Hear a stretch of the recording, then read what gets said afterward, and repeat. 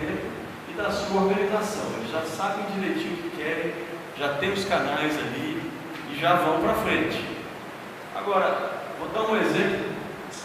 Há umas 3 semanas atrás, a gente recebeu lá um movimento que chama MPP, Movimento de Pescadores e Pescadoras. E particularmente as pescadoras, porque elas reclamam que elas funcionam mais ou menos assim: eu sou esposa do pescador, então eu não tenho direito, mas eu trabalho, eu não sou nem reconhecida legalmente pela Previdência, por exemplo, ela não aposenta, mas trabalha. Então a gente está lidando com esse nível de dificuldade, de diálogo, e elas são organizadas no Brasil inteiro, principalmente no litoral, e em vários lugares onde a pesca já se desenvolveu dentro do continente, em rios e lagos, né? Em regiões onde a pesca é muito desenvolvida. Aqui em São Paulo, se não me engano, na divisa com o Mato Grosso do Sul ali, tem agricultura forte, as mulheres atuam, são pescadoras, trabalham, mas não são reconhecidas, não têm direito nenhum. Só que elas são extremamente radicais. Elas assim, vão conversar com o governo, elas já chegam batendo, não quer saber de conversa, a gente senta para conversar, elas não deixam de falar não. Chega lá, elas só falam, no final te entregam um papel e falam assim: ó, não querendo isso aí. Mas a gente tem feito essa conversa com elas já de uns 3, 4 meses para cá. Fica parecendo aquele contato com os índios autóctones, né? Aqueles que não têm contato com a sociedade ainda. Você chega assim, os caras de cara fechada, bota para correr, com uma dificuldade danada. Parece com aquilo. Mas a gente, já experiente, já sabendo como é que funciona, a gente foi uma vez, foi 2, 3, elas vêm, falam pra caramba, xinga, o representante do Ministério da Pesca senta, elas quase botam o cara para fora, porque o Ministério da Pesca parece que é um inimigo, né? Representa tudo que não presta, tudo que os caras não resolvem nada, mas é pela dificuldade. Mas assim, de tanto insistir, a gente tem feito um diálogo melhor com elas, e elas têm percebido que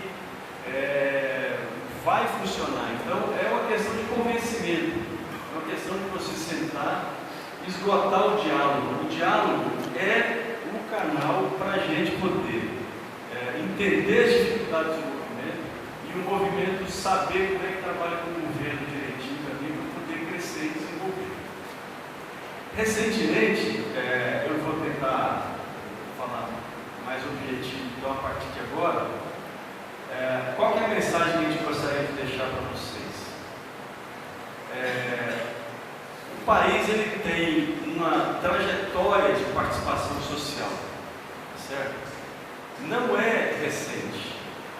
Os conselhos temáticos, o Conselho Nacional de Saúde, por exemplo, ele foi criado em 1937 e ele atravessou as ditaduras todas, né?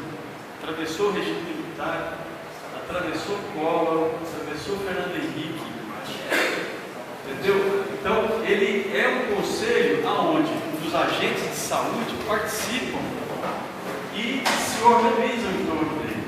As conferências de saúde, elas contribuem com a sociedade brasileira, elas contribuem com o governo na medida em que elas oferecem para o governo várias propostas de políticas públicas. O Conselho Nacional de Esporte, se não me engano, foi criado em 1988.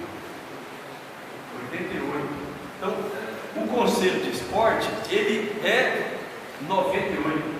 Ele é uma organização, ele é um fórum de debate onde a sociedade tem que se organizar desde a base até a Conferência Nacional e levar as propostas, porque desse resultado o governo aproveita, utiliza várias e várias sugestões.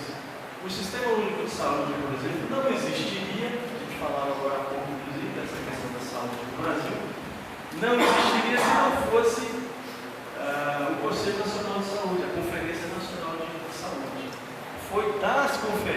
causa de várias reuniões de conferência de saúde que saíram a proposta do SUS, do Sistema Único de Saúde.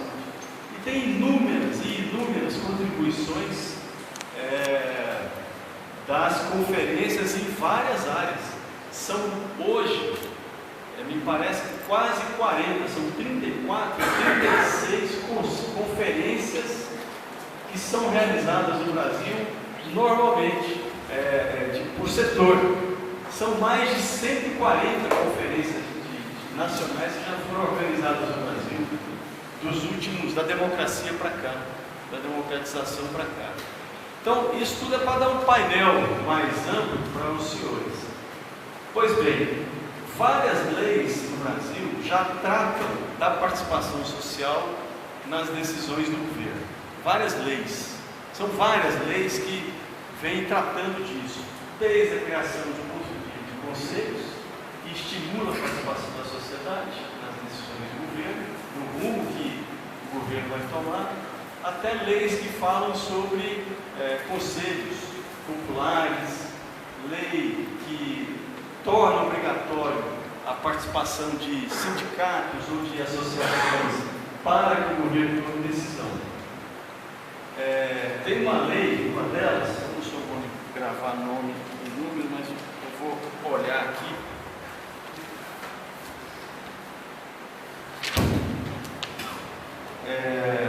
Aqui, ó, plebiscitos e referendos, né, de iniciativa popular no processo legislativo. Isso é uma lei. Isso é uma lei que permite isso. O Sistema Único de Saúde, as diretrizes da assistência social no Brasil, da Seguridade, o Sistema Nacional de Cultura, que já ele deve saber direitinho como é que funciona, a obrigação da participação dos órgãos públicos que debatem direitos previdenciários e profissionais, a gestão do Fundo de Combate à Erradicação da Pobreza, tudo isso tem participação popular, participação social. E o governo recentemente criou, então, como essas leis elas são dispersas dentro da legislação, o governo federal, através da Secretaria-Geral, fez um decreto, a presidenta Dilma assinou, que é o decreto da Política Nacional de Participação Social. O que é a Política Nacional de Participação Social? É simplesmente a organização de todas essas leis em um decreto só, que disciplinou a forma com que isso vai se dar.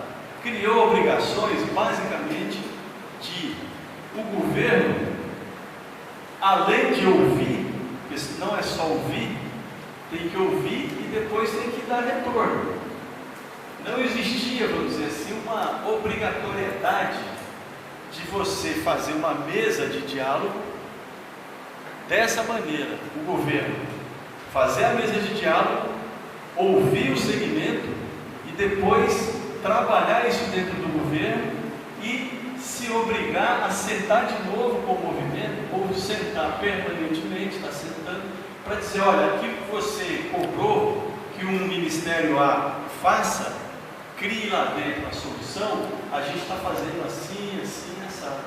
Porque se não for assim, é aquela história, né? Você só ouvir e depois não criar a obrigação de dar o retorno para a coisa avançar, não adianta. Se só ouvir e depois não criar a obrigação, aí não adianta, a coisa não avança. Vocês viram que deu muita polêmica no Congresso Nacional esse tema. O Congresso Nacional reagiu, basicamente estimulado pela revista Veja e pelo Estadão, que logo no começo começou a criticar, dizendo que era uma proposta bolivariana, que era uma proposta de soviético supremo, vocês lembram disso, que era uma forma de participação direta que ia só atrapalhar a democracia, que isso não ia resolver o problema. A gente argumentava o seguinte: a Constituição fala na participação direta da sociedade, a própria Constituição fala, o decreto não cria uma lei nova, ela só organiza as leis que tinha. Ela não cria despesa, não cria carga. Então não precisa do Congresso aprovar. É só obedecendo a forma do próprio governo federal se articular com a sociedade para poder atender as reivindicações. Só que no Congresso tem os setores que não querem a participação social. Os setores chamados de direita, os setores conservadores. Eles não querem a participação da sociedade porque tem deputado que acha que só ele representa a população. Se o povo quer uma medida, tem que procurar um deputado. Se uma organização quer uma mudança de uma legislação, que negócio é este fazer um abaixo-assinado ou fazer a proposta direta? Porque a Constituição permite. A Constituição permite que a sociedade apresente, na forma de proposta popular, uma alteração de uma lei. Mas os deputados, eles sentem assim um certo incômodo dessa atuação direta da sociedade. E o decreto dialoga com essa participação direta. Daí o conflito com uma base grande ali de deputados e senadores. Bom, de forma seguinte, nós da Secretaria-Geral estamos lá à disposição dos senhores. A gente acha que a capoeira, inclusive, fazendo a lembrança de ter sido reconhecida tardiamente pela Unesco como patrimônio da humanidade, a gente acha que a organização de vocês, dentro da estrutura do esporte e da cultura brasileira, deve crescer, tem que crescer, e a Secretaria-Geral está lá à disposição de vocês para organizar congresso, para discutir alterações e desenvolvimento da capoeira, inclusive do ponto de vista do profissionalismo dela.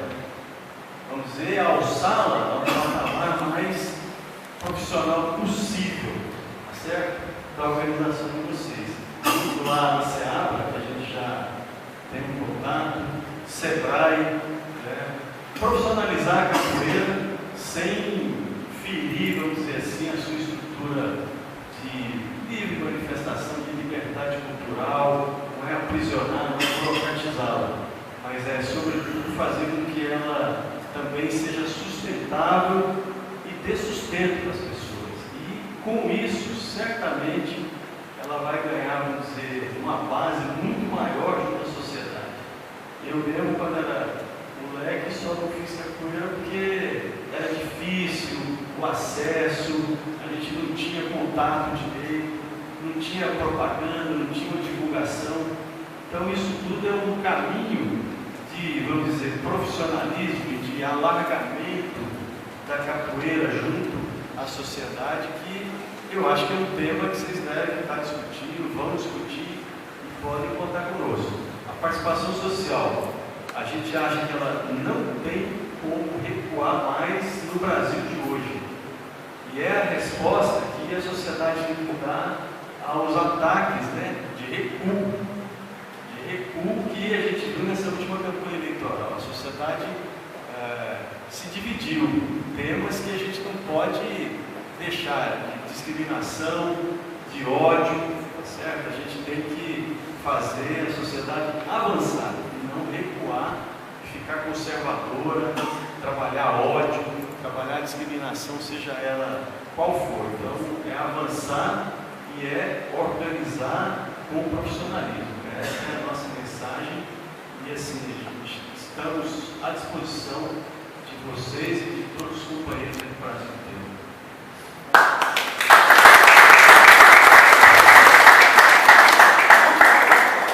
Gente, vamos, ficou mais gente aqui, quando a gente vai apresentar, vamos ordenar um pouco aqui a nossa conversa. Nós vamos abrir a palavra e vamos pedir, como aqui, vamos tentar levar, sem falar no microfone que nós vamos gravar, vamos tentar levar até onde vocês estão. Se por acaso não for possível, vocês vêm até aqui, certo? Recapitulando para quem chegou depois. Delcimar Pires é o representante do governo federal nessa nossa conversa. Ele é chefe da assessoria especial da Secretaria-Geral da Presidência da República. E nessa reunião ele representa o ministro Gilberto Carvalho. A razão pela qual ela aqui está presente, ele definiu aqui nos últimos 20% da intervenção dele. Nós, do movimento rumo ao 3º Congresso Nacional de Capoeira, reivindicamos do governo federal um apoio para a realização dessa atividade. Esse apoio, evidentemente, é principalmente da articulação necessária com as outras esferas do governo, no sentido de produzir possibilidade que a gente reúna o contingente de liderança desse nosso país, para que a gente possa debater questões pertinentes como essa que ele acabou de levantar. Tudo bem? Questões pertinentes. Profissão de capoeirista. Lei 0039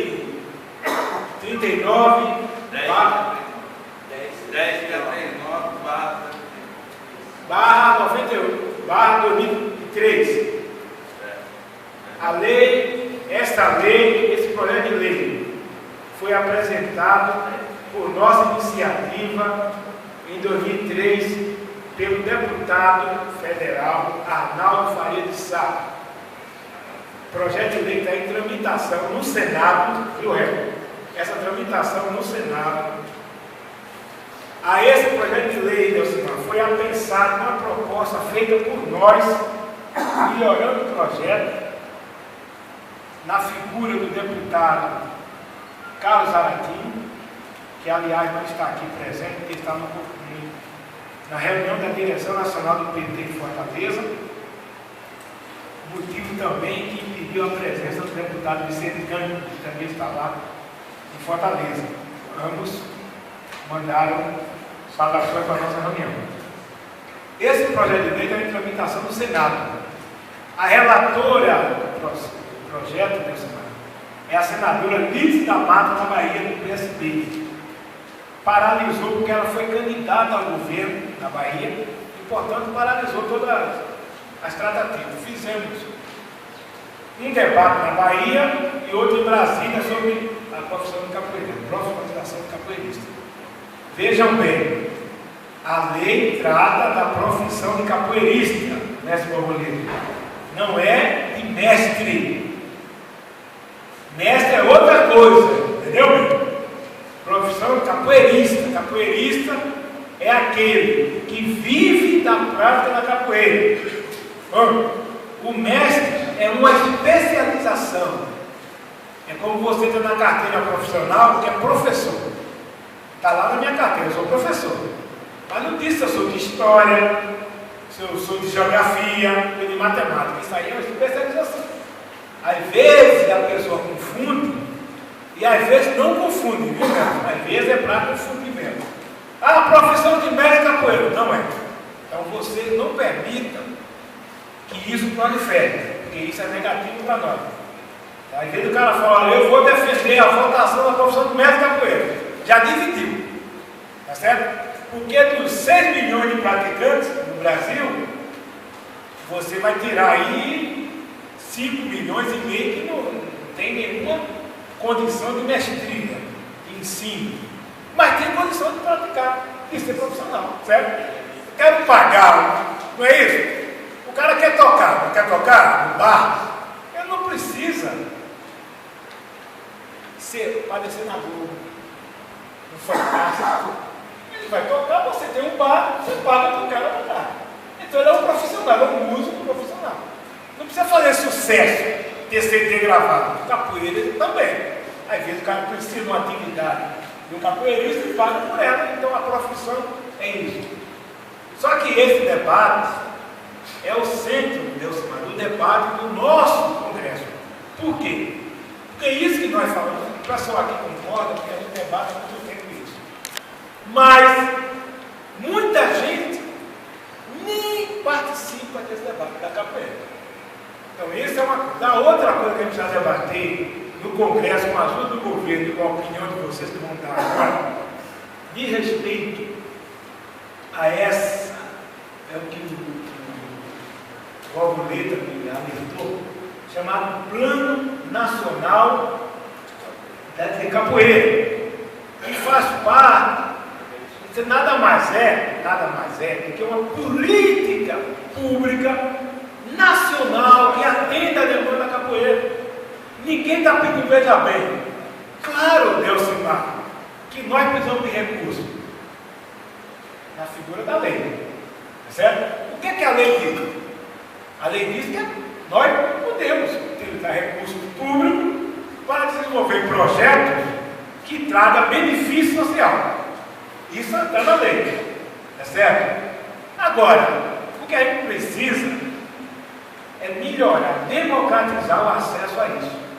Democratizar não é virar zona, é democratizar. O que é que eu falo? Tem muitas entidades, não é isso mesmo, a nossa, inclusive, que no processo de prestação de contas, quebra a cara. Aí por quê? Quebra a cara, você já não pode mais fazer outro projeto e apresentar lá. Veja bem, estou falando dos equívocos, não a má fé. A lei, a má fé, tem que ser o rigor da lei. O cara pegou, desviou dinheiro que não era para isso, cacete, certo? Então o plano precisa contemplar isso. Um outro aspecto que nós discutimos com o Zulu, nós debatemos com o Zulu quando ele presidia a Fundação Palmares, que é importante falar, porque eu vi nos jornais que o meu amigo, colega de profissão sociólogo, Juca Ferreira, ele é um nome, a gente nunca sabe também, eu convidei o Juca para vir aqui, o Juca nós somos amigos, a gente nunca sabe também o que é verdade, mas o nome dele está na área do Ministério da Cultura, certo? Para ser ministro da Cultura. Se o nome dele figura, o Zulu Araújo passa a ser um nome forte para a Fundação Palmares de novo. Certo? Eu conheço o negrão lá do bairro da Liberdade de Salvador. Ele já está esperto. Isso aqui nós acertamos com ele. Não tem a Bolsa Atleta do Ministério do Esporte? Antes da Bolsa Atleta, nós redigimos ali na mesa a Bolsa Mestre. Veja bem, isso aí é Bolsa Mestre, não é Bolsa Capoeirista.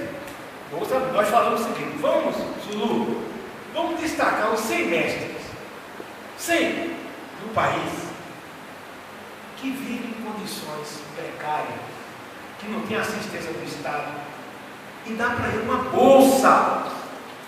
Está entendendo?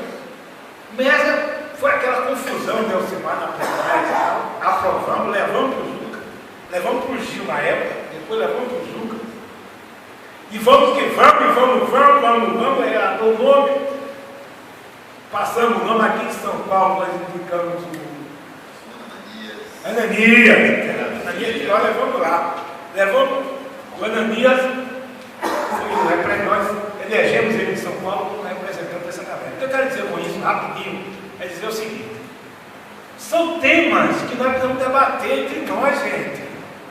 Entendeu, Marcoleta? Tem que debater, porque não adianta chegar lá, eu, com a minha opinião, e falar para o ministro. Se a gente não tem, tá certo? Aí depois ele encontra o Ney, ou o resto, aí fala outra coisa, nós já, com perdão da expressão, já nos ferramos. Certo? Então nós temos que unificar. A diferença que nós temos que tirar, a gente tira no nosso meio. A gente quer cobrar o pau entre nós. Certo? Aqui não pode porque você é convidado.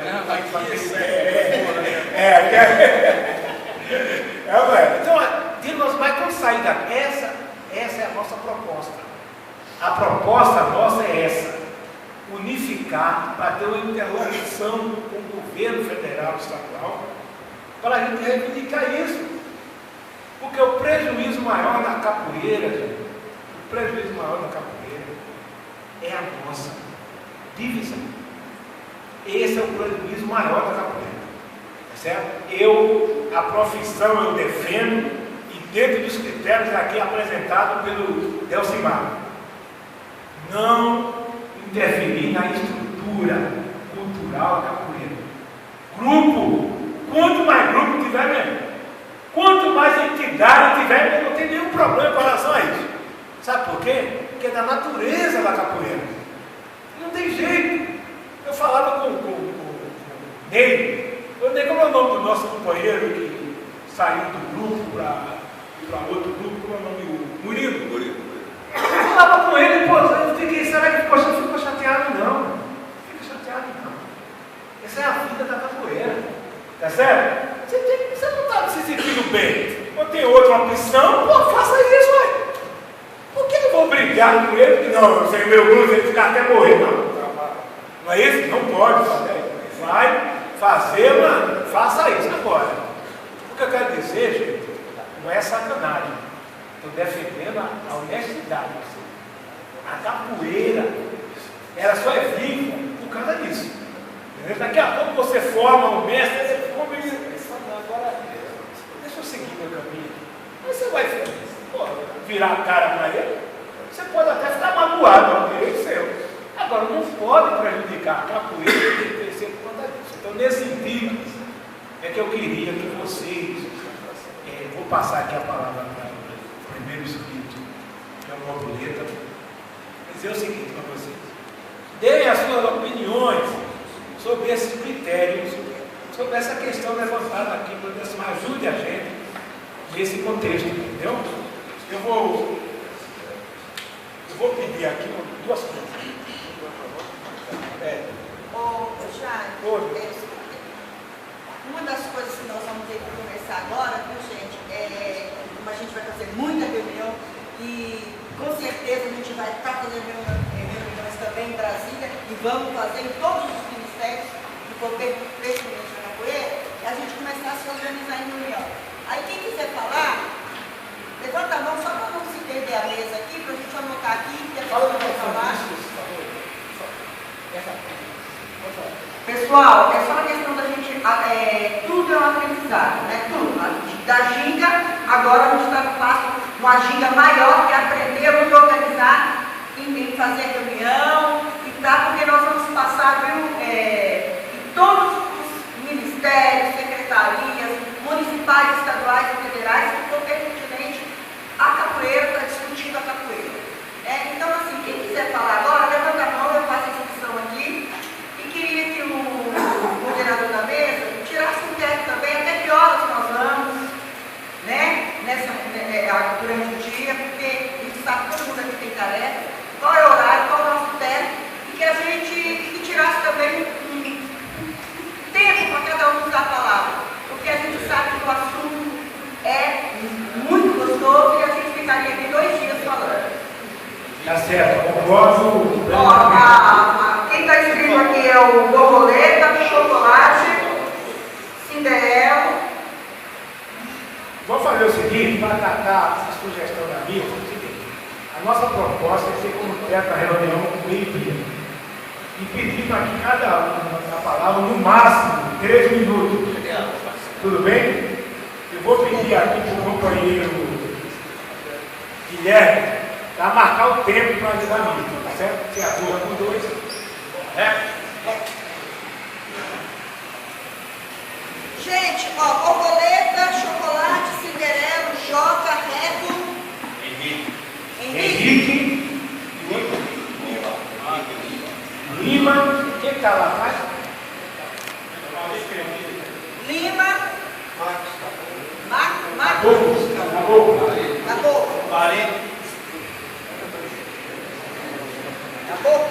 tem outro especialista. Palito. Palito, está escrito, né?